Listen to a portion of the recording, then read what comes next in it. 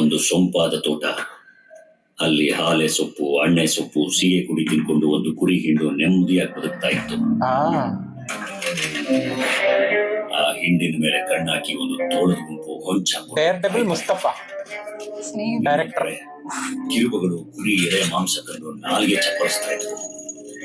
ಮತ್ತೊಂದು ಕಡೆ ಚಿರತೆ ಕುರಿ ಗೋಳಕ್ಕೆ ಹಾತೊರಿತಾ ಇತ್ತು.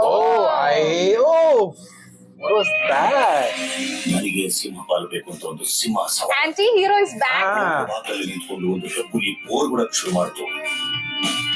ಹೀಗೆ ಶತ್ರುಗಳು ಹಲ್ಲು ಮಸಕ ನಾಮೊಂದು ತಾಮೊಂದು ಅಂತ ತೋಟದ ಸುತ್ತಲೂ ಸುತ್ತಾಗ್ತಾ ಇದ್ವು. known for anti-hero characters, I feel.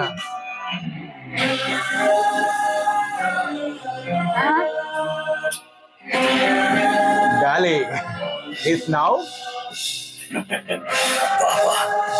ಕುರಿಗಳು ಊರಿಗೆ ಬಂದು